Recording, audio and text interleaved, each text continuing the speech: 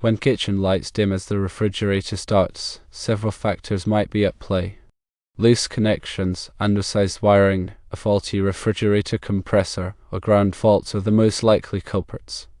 A systematic approach to troubleshooting will help pinpoint the problem. Firstly, inspect the electrical panel. Ensure all circuit breakers are fully engaged, not tripped. Look for any loose or damaged wires at the breaker connections. The breaker size should also be adequate for the circuit load. Check the refrigerator's specifications to confirm. Secondly, inspect the refrigerator outlet. Make sure the outlet is securely fastened and the wires are properly terminated.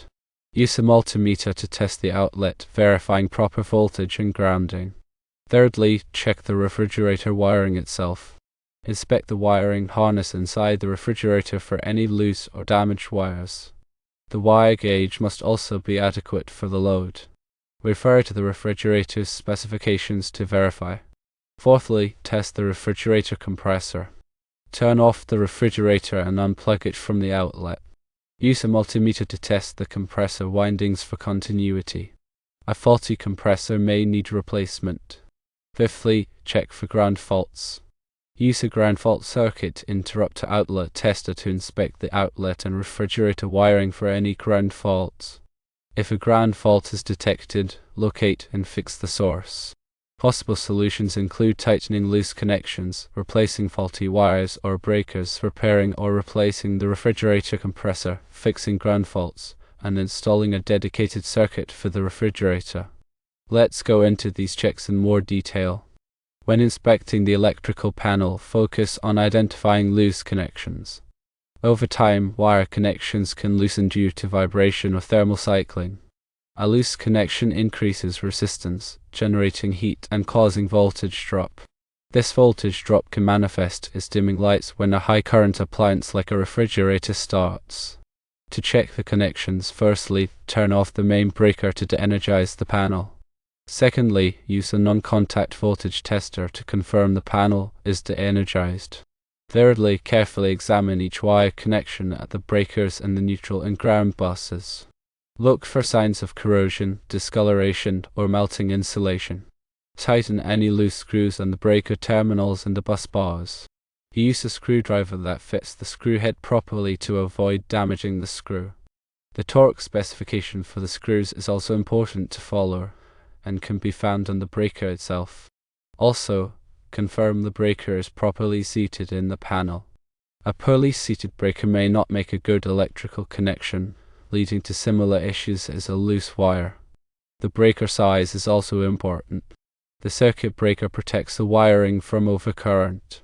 An undersized breaker will trip frequently, but it can also cause voltage drops if it's close to its capacity. Check the refrigerator's nameplate for its amp draw. The breaker size should be appropriate for the refrigerator's load, accounting for inrush current. The National Electrical Code, or NEC, provides guidelines for sizing breakers and conductors. Consult NEC Table 310.15b16 for allowable ampacities of insulated conductors. If the breaker is too small, replace it with the correct size. If the wiring is undersized, it must also be replaced. When inspecting the refrigerator outlet, start with a visual check. Look for any signs of damage to the outlet itself, such as cracks, discoloration, or loose mounting.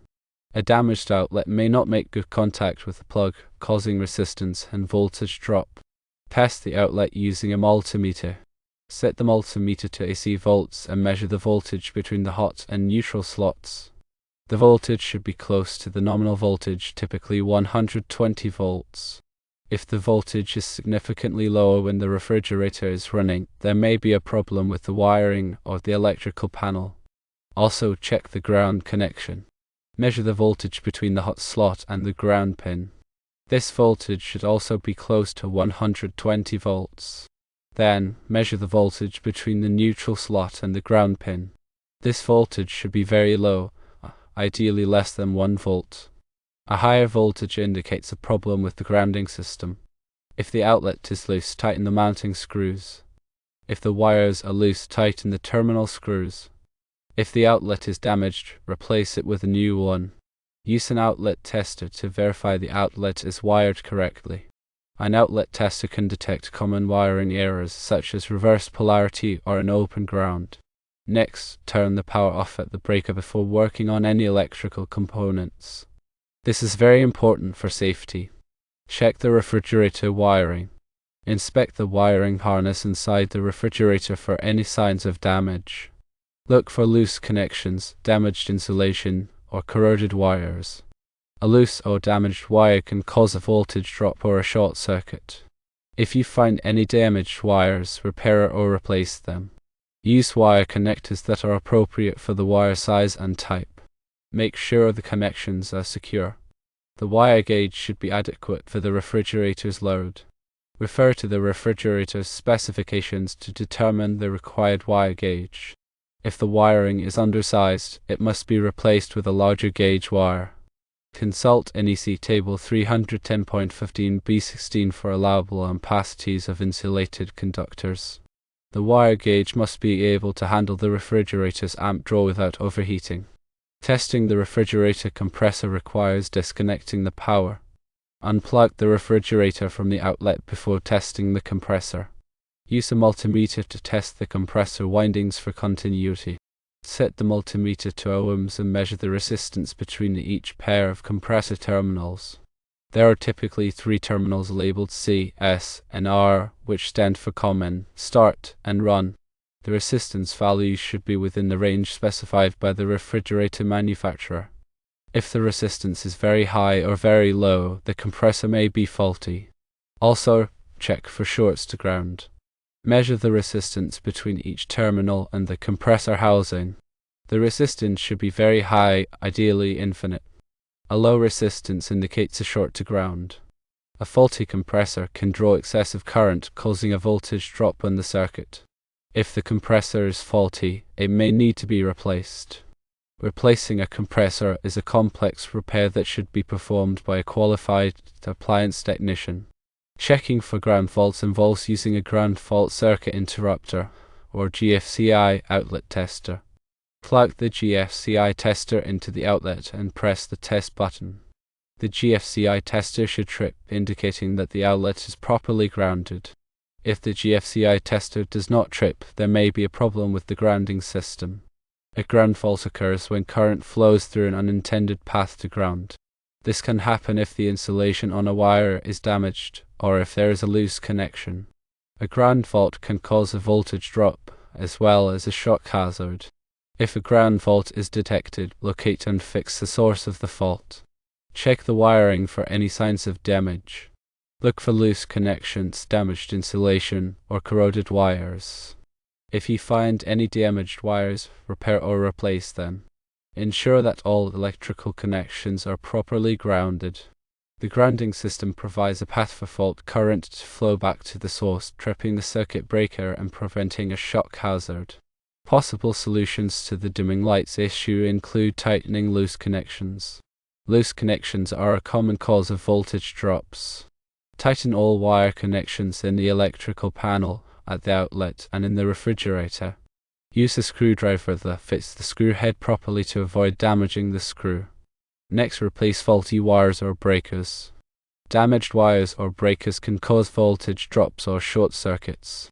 Replace any faulty wires or breakers with new ones that are the correct size and type. After that, repair or replace the refrigerator compressor. A faulty compressor can draw excessive current, causing a voltage drop. If the compressor is faulty, it may need to be replaced. Fixing ground faults involves locating and repairing any ground faults in the wiring or appliances. Ground faults can cause voltage drops, as well as a shock hazard. Finally, install a dedicated circuit for the refrigerator. A dedicated circuit provides a separate electrical circuit for the refrigerator. This can help to prevent voltage drops and ensure that the refrigerator receives adequate power. The dedicated circuit should be sized according to the refrigerator's specifications. Consult NEC Section 210.23 for branch circuit requirements. When installing a dedicated circuit, run a new cable from the electrical panel to the refrigerator outlet. Use a wire gauge that is appropriate for the circuit's ampacity. Install a new circuit breaker in the electrical panel. The breaker size should be appropriate for the circuit's load. A dedicated circuit can also help to prevent other appliances on the same circuit from affecting the refrigerator's performance. Additional tips include inspecting other appliances on the same circuit. Other appliances on the same circuit can also contribute to voltage drops. Inspect any other appliances on the same circuit to rule out any potential sources of the problem. Check the appliance's nameplates for the amp draw. If the total load on the circuit is too high, it can cause a voltage drop. Consider moving some of the appliances to a different circuit. Consult the refrigerator's manual. The homeowner's manual for the refrigerator may contain specific troubleshooting instructions. Consult the manual for any helpful information. If you are not confident in your troubleshooting abilities, contact a qualified electrician. Working with electricity can be dangerous. If you are not comfortable working with electricity, it is recommended to contact a qualified electrician for assistance. A qualified electrician can diagnose and repair electrical problems safely and effectively. They have the tools and knowledge to identify and fix any electrical issues. Consider the refrigerator's age as well. An older refrigerator might simply be drawing more power as its components age and become less efficient. This increased power draw can exacerbate any existing wiring issues, leading to noticeable dimming of lights. In such cases, even after addressing wiring concerns, the problem might persist until the refrigerator is replaced with a newer, more energy-efficient model. Surge protection is also important. While not directly causing dimming lights, voltage surges can damage sensitive electronic components in the refrigerator and other appliances. A surge protector can help to protect your appliances from voltage spikes. Consider installing a whole house surge protector at the electrical panel to protect all of the appliances in your home. Remember, consistent and proper maintenance is key to preventing many electrical issues. Regularly inspect and tighten connections, keep an eye out for any signs of wear or damage, and don't hesitate to consult a professional when needed. By following these guidelines, you can effectively diagnose and resolve the issue of dimming lights when the refrigerator kicks on, ensuring a safe and reliable electrical system.